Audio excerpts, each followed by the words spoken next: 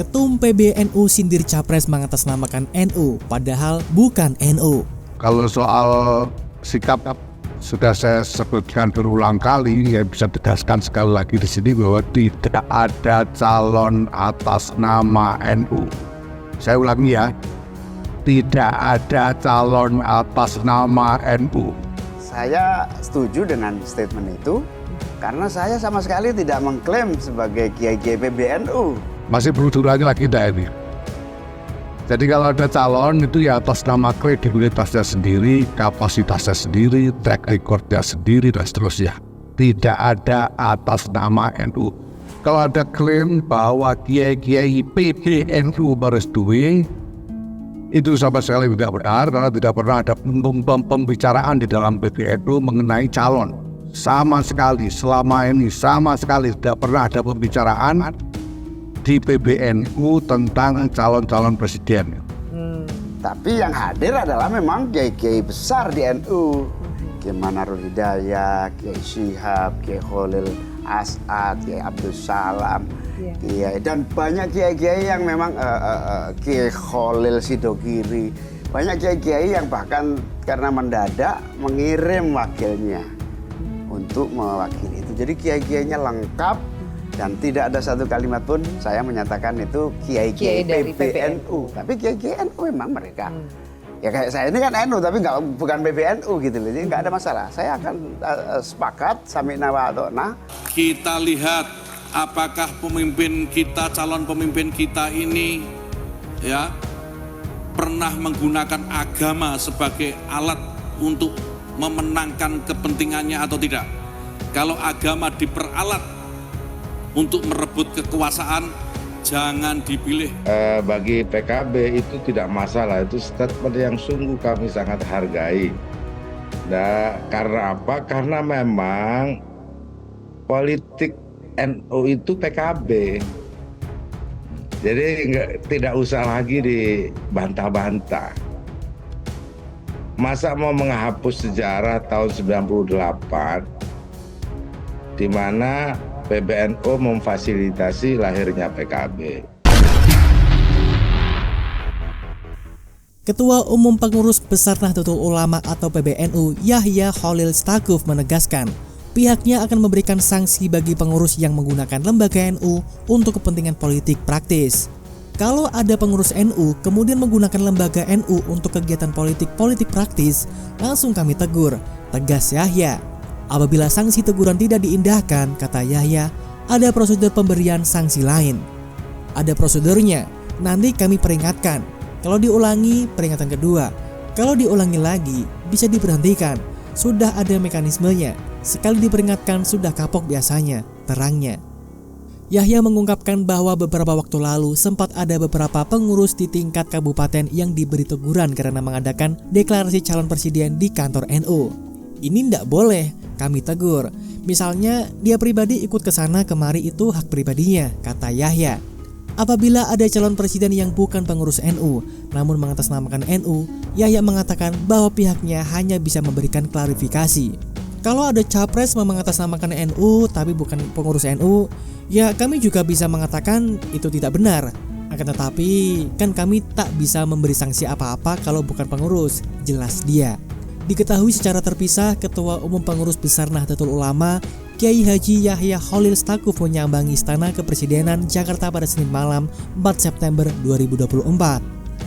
Apa agendanya? Saya mengantarkan surat permohonan untuk Presiden membuka Musyawarah Nasional atau MUNAS dan Konferensi Besar Nahdlatul Ulama, kata Yahya di Jakarta. Yahya menyebut Musyawarah Nasional Alim Ulama akan dilaksanakan pada 18 hingga 20 September 2023. Mendapat undangan itu, kata Yahya, Presiden Jokowi sudah mengonfirmasi kesediaannya untuk hadir dalam agenda pembukaan kegiatan di Pondok Pesantren Al-Hamid Cilangkap, Jakarta Timur. Beliau, Jokowi, memastikan akan hadir pada 18 September secara resmi membuka Munas Alim Ulama dan Konferensi Besar NU di Pondok Pesantren Al-Hamid Cilangkap, ujarnya. Sementara itu, ketika ditanya apakah dengan Presiden Jokowi membahas juga deklarasi Anies Baswedan Mohaimin Iskandar, Gus Yahya mengatakan, gak ada sama sekali, malah cuma guyon-guyon cerita kiai yang agak lucu.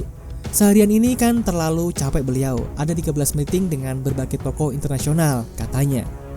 PBNU menyatakan tidak ada capres-cawapres di pemilu 2024 atas nama NU. PKB menegaskan Ketua Umum Muhaimin Iskandar atau Caimin yang kini menjadi bakal cawapresnya Anies Baswedan maju mengatasnamakan pemimpin partai. Ya memang tidak ada calon yang atas nama NU, kan peserta pemilu itu partai politik, bukan ormas.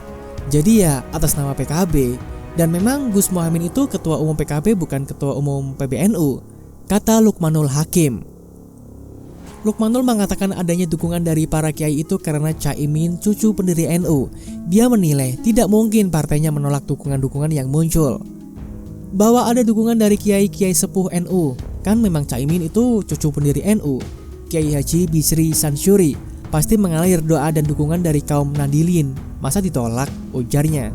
Lukmanul menambahkan, Caimin sudah berdarah NU sejak lahir sehingga wajar jika pemikiran dan gerakannya mendapat efek balik dari para kiai. Dia mengklaim banyak kiai dan kaum Nahdliyin yang senang Caimin maju cawapres. Para pemimpin memilih calon pemimpin kita, calon presiden dan wakil presiden kita, dicek betul rekam jejaknya. Dicek betul, jangan asal dikasih uang milih, jangan. Ya. Jangan asal dikasih sembako, harus dicek betul, pernah enggak calon pemimpin kita, calon presiden kita ini memecah belah umat. Kalau punya jejak pernah memecah belah umat, jangan dipilih.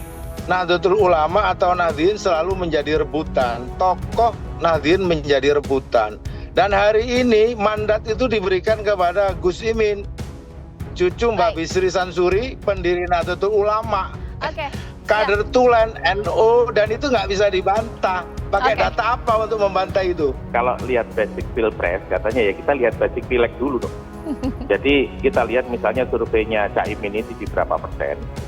Kalau surveinya Caimin ini di bawah surveinya PKB, maka ya sekarang Caimin harus harus berusaha keras meyakinkan mengambil masa PKB dulu. Kalau kita membaca angka-angka politik ya sampai hari ini memang pemilih NU itu cukup berjarak dengan Anies Baswedan, bahkan dengan Muhaimin Iskandar, itu nggak bisa dibantah. Ada tembok tebal yang sebenarnya membuat kawan-kawan NU, Nahdliyin itu agak tidak mau memilih Anies Baswedan. Nahdliyin itu sangat banyak, dalam beberapa survei itu di atas 90 juta.